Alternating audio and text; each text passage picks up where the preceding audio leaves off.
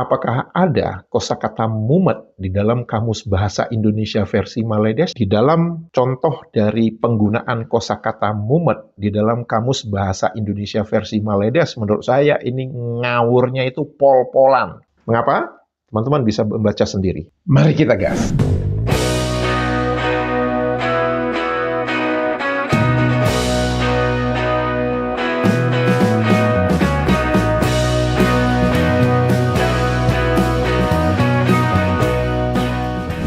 Halo, apa kabar semuanya teman-teman? Semoga kita semua dalam keadaan sehat walafiat. Amin ya robbal alamin. Selamat datang di kanal ini. Kanal yang berbicara perbandingan kosakata menurut Kamus Besar Bahasa Indonesia dan Kamus Bahasa Indonesia versi Maledes. Semoga informasi tersebut bermanfaat untuk warganet Indonesia. Kepada teman-teman yang baru mampir di kanal ini, teman-teman bisa melihat di video di atas ini mengapa saya menggunakan terminologi Kamus Bahasa Indonesia versi Maledes. Teman-teman, sebelum saya berbicara tentang beberapa kosakata, saya ingin membacakan beberapa komentar yang saya ambil dari video yang saya unggah sebelumnya, di mana di video tersebut saya berbicara tentang kosakata peralatan dapur yang berasal dari bahasa Jawa itu ternyata ada di dalam Kamus Bahasa Indonesia versi Maledes, seperti kompor, sutil, tampah, dan beberapa kosakata Jawa lainnya yang ternyata ada di dalam Kamus Bahasa Indonesia versi Maledes. Komentar pertama dari Momorudi. Nanti dibalik sama Maledes kalau bahasa Jawa itu mereka yang ciptakan. By the way, saya Cindo. Teman saya banyak orang Jawa dan banyak Cindo yang menikah dengan orang Jawa. Kita beda sama orang Maledes yang suka denial dan meninggikan diri dengan merendahkan suku bangsa lain karena di dalam sebetulnya insecure. Sebab tahu mereka sesungguhnya nggak punya latar belakang yang jelas dan bisa dibanggakan. Wong apa-apa nyatut dari bangsa dan negara lain.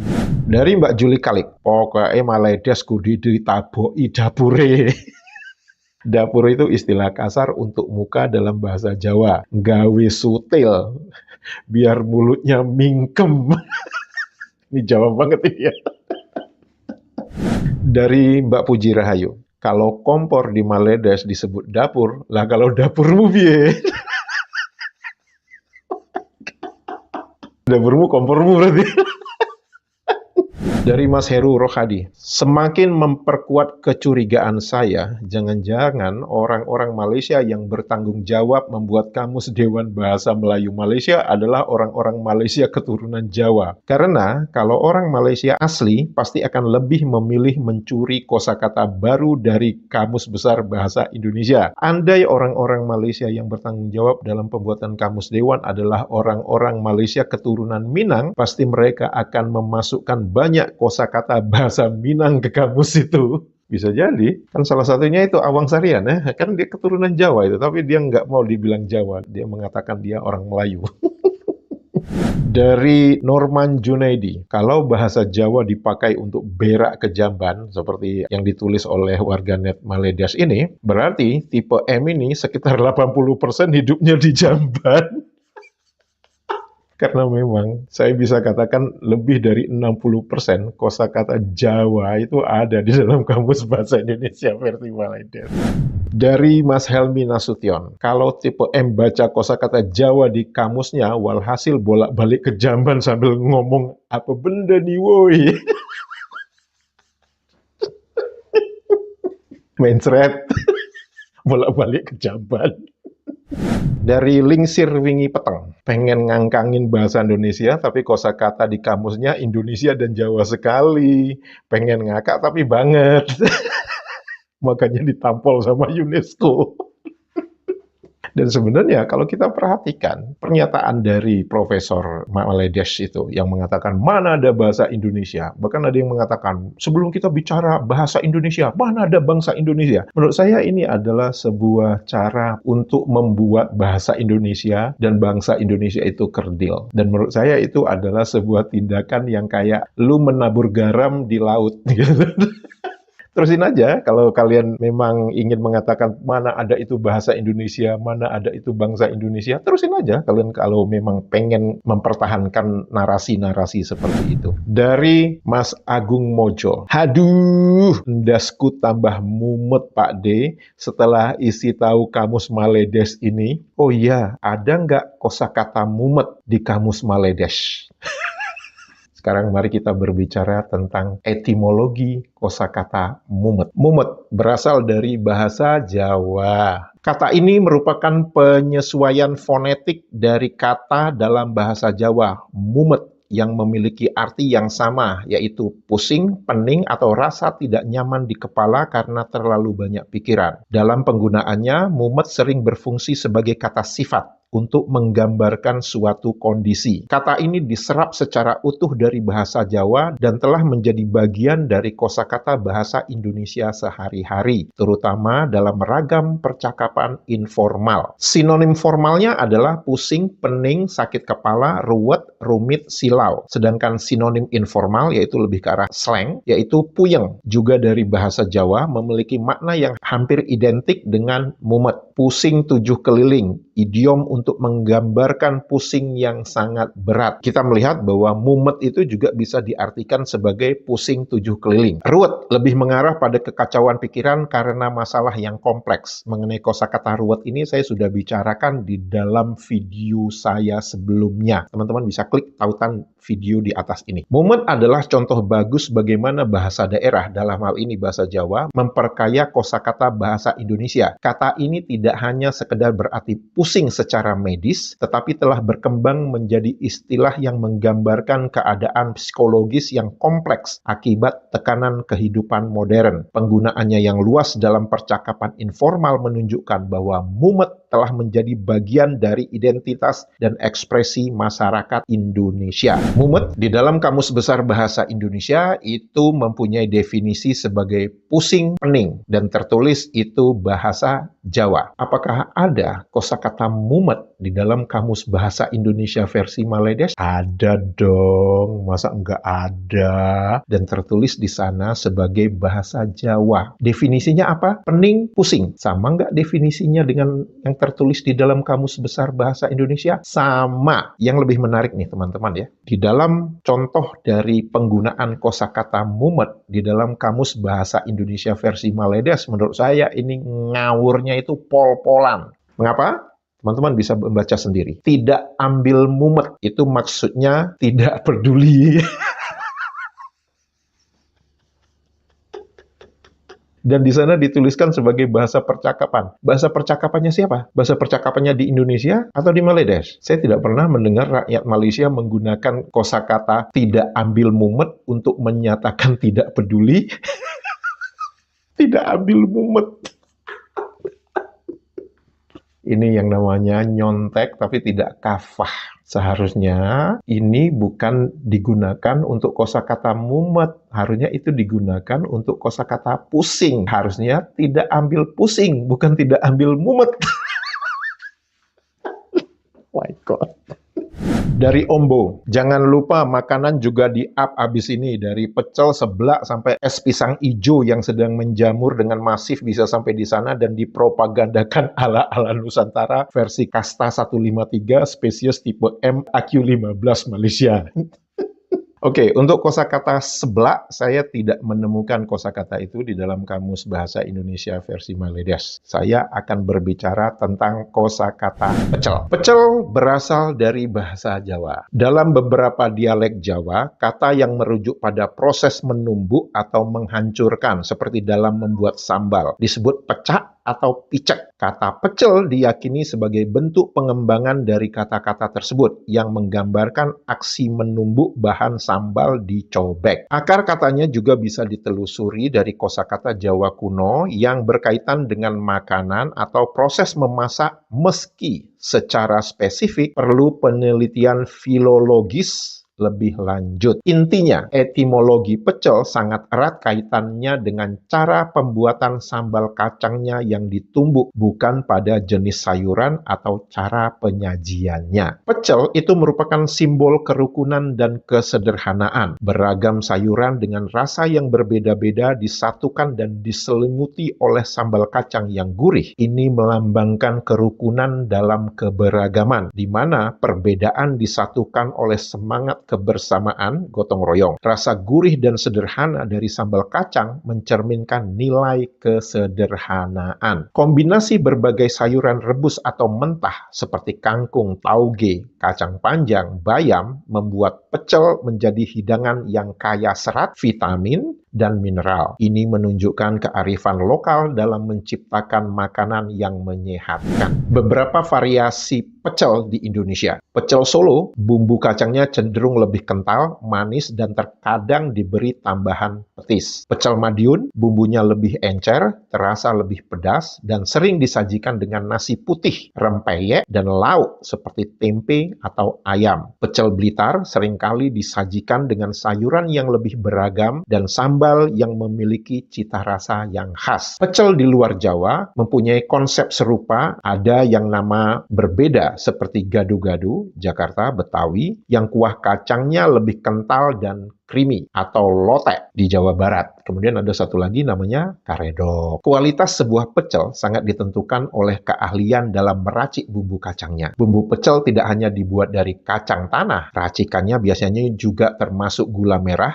memberikan rasa manis, kencur, memberikan aroma khas dan rasa segar, daun jeruk, cabai, bawang putih, dan terkadang ditambahkan asam jawa sebagai pengawet alami. Kacang tanah harus digoreng dengan sempurna, tidak kurang, agar tidak langu dan tidak lebih, agar tidak pahit. Semua bumbu kemudian ditumbuk secara tradisional, dicobek untuk menghasilkan tekstur dan cita rasa yang otentik. Kata pecel jauh lebih dalam dari sekadar nama hidangan. Dari segi bahasa, ia merekam sebuah tindakan tradisional, yaitu menumbuk. Secara budaya, ia adalah simbol kebijaksanaan dan kerukunan masyarakat Jawa. Kuliner ini telah melampaui batas geografisnya, beradaptasi dan menjadi salah satu hidangan salad khas Indonesia yang paling dicintai. Keunikan rasa sambal kacangnya yang gurih, manis, pedas, dan beraroma kencur adalah jiwa dari hidangan ini yang membuatnya selalu dirindukan. Kok gue jadi ngiler ya, pengen pecel?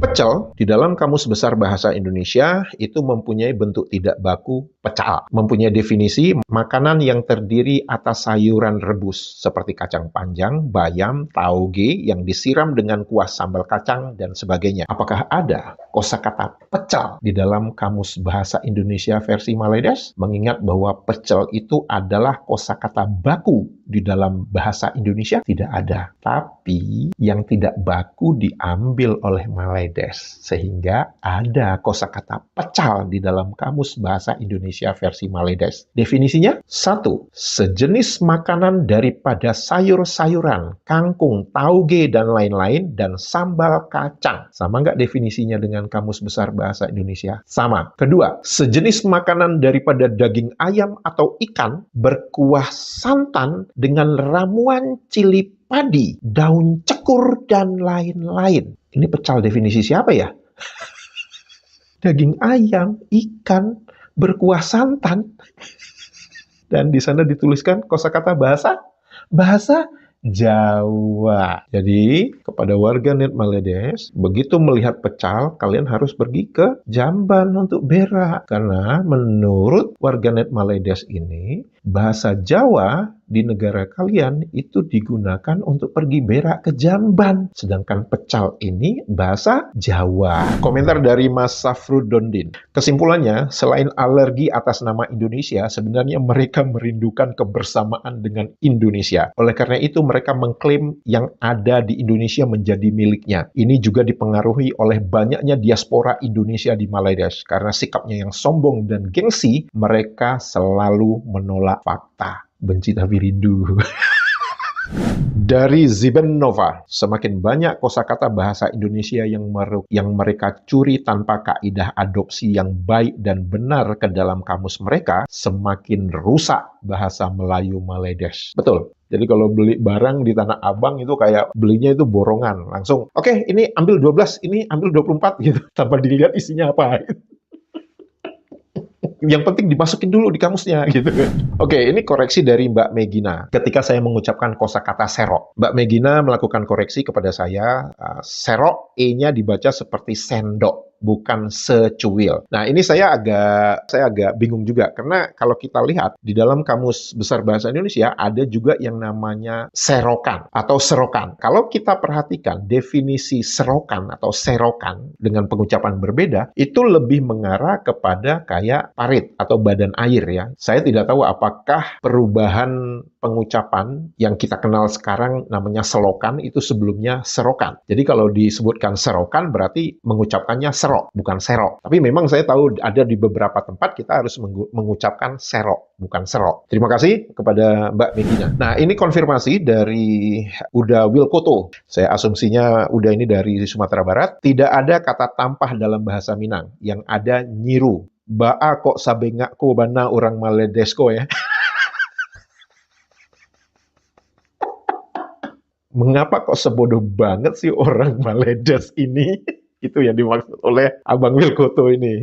Nah, ini dari Me Game. Setahu saya tidak ada kata tempah atau tampah dalam bahasa Minang, dan kedua kata tersebut memiliki artinya masing-masing. Kalaupun digunakan itu jelas sekali dalam konteks bahasa Indonesia yang umum digunakan. Dari Abang Timbul Hamonangan Sitanggang, maaf mau nanya, dalam perbendaharaan bahasa Indonesia kata tampah apakah sama dengan tampi? Wah, ini saya harus baca lagi kamusnya ya. Sebab kalau kita melihat definisi tampah di dalam Kamus Besar Bahasa Indonesia itu hanya dituliskan sinonim dengan nyiru. Saya tidak melihat tampi. Kalau teman-teman sempat melihat Kamus Besar Bahasa Indonesia untuk kosakata tampi, tolong dituliskan di kolom komentar ya, sehingga kita bisa saling berbagi pengetahuan dan berbagi informasi. Sebelumnya saya ucapkan terima kasih. Nah, ini dari Mas Anas Hidayat. Sama-sama Jawa aja udah beda dialek. Kayak tumbuh, itu saya malah nggak tahu. Baru lihat deskripsi baru tahu. Itu kalau di Semarang namanya Duna. Nah, ini yang saya katakan bahwa ketika kita melihat Jawa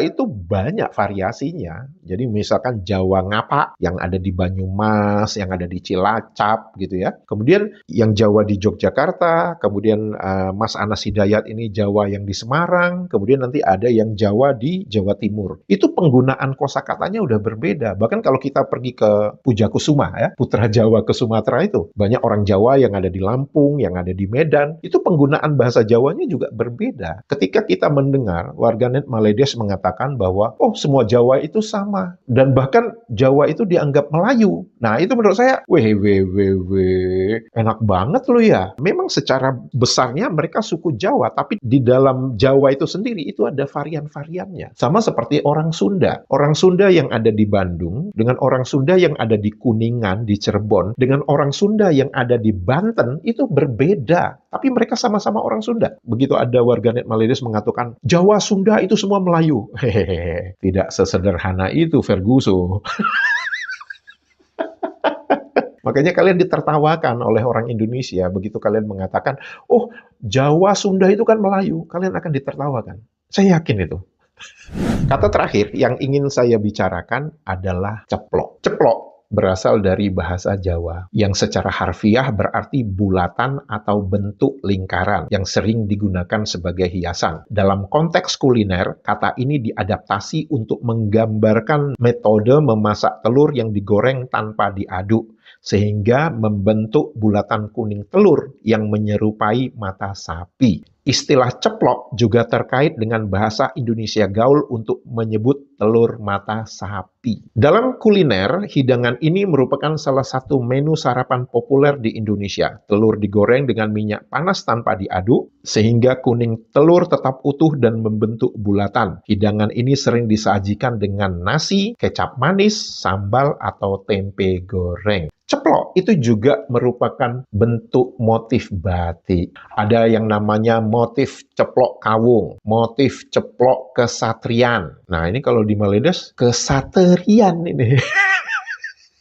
Kemudian motif ceplok Sriwedari, motif ceplok Truntum, motif ceplok Grompol, dan motif ceplok Parang. Maledes pasti pusing ini. Saya ngomong kosakata ceplok banyak itu, bisa dari kosakata ceplok yang hiasan bulatan, ceplok yang berarti telur, ceplok yang berarti motif batik. Kemudian ceplok juga dikenal dalam dunia biologi, yaitu ubur-ubur telur ceplok. Ada. Jadi, ceplok itu memiliki akar budaya yang kuat dalam bahasa Jawa dan telah berkembang untuk mencakup berbagai aspek kehidupan dari kuliner hingga seni batik dan bahkan biologi laut. Maknanya yang beragam menunjukkan betapa kaya dan adaptifnya bahasa Indonesia dalam menyerap dan mengembangkan kosakata. Fakta-fakta menarik tentang ceplok juga memperlihatkan keunikan dan keberagaman budaya serta alam Indonesia. Ceplok menurut Kamus Besar Bahasa Indonesia, itu mempunyai definisi bulatan, berwarna, dan sebagainya untuk hiasan. Dituliskan itu sebagai bahasa Jawa. Menceplok itu adalah kata kerja yang mempunyai definisi membuat telur ceplok. Apakah ada kosakata ceplok di dalam Kamus Bahasa Indonesia versi Maledes? Ada dong. Dan dituliskan itu sebagai apa? Bulatan yang diwarnai dan lain-lain. Untuk perhiasan seperti bunga bantal dan lain-lain. Apa itu dan lain-lainnya? Ceplok bunga bantal. Dan ceplok itu bahasa Jawa. Iya, Jawa yang kalian kata-katain hama itu. Iya, Jawa yang kalian katakan itu hanya digunakan untuk pergi berak ke Jamban. Ayo bawa telur ceplok ke Jamban. Teman-teman, jika video ini informatif dan membuat hari-hari Anda menjadi riang gembira, jangan lupa komentarnya dan jempolnya. Untuk itu saya mengucapkan terima kasih. Sehat walafiat selalu, menyala Indonesia.